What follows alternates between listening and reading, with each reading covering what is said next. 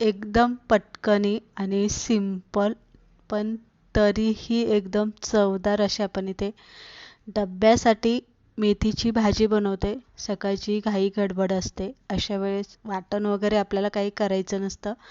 मेथीची भाजी एक गड्डी घेतलेली आहे, आदल्या दिवशीच खुडून वगैरे व्यवस्थित धुवून ठेवली होती. नंतर ना हिरव्या मिरच्या चिरून घ्यायच्या, 2 पळ्या तेल घातले, जिरी घाला, लसूण घाला.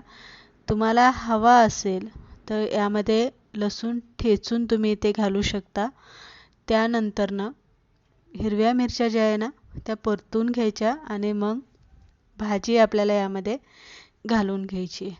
नंतर न भाजलेल्या शेंगदाण्याचा कूट इथे तुम्हाला घालायचा आहे. कच्च्या शेंगदाण्याचा कूट घातला तर भाजीची जी चव असते ती वेगळी लागते आणि भाजलेल्या शेंगदाण्याचा कूट घातला तर भाजीची जी चव असते ना ती वेगळी लागते. हे दोन्ही गोष्टी लक्षात ठेवायच्या आहे.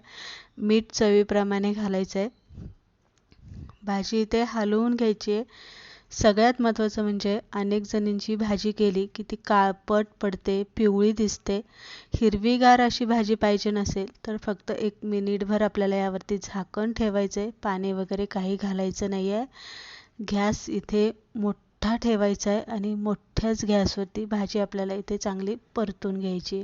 थोडंसं हवं असेल तर तुम्ही पाण्याचा हबका देऊ शकता जर भाजीमध्ये पाणी नसेल आणि मोठ्या गॅसवरती भाजी कोरडी करून घ्यायची.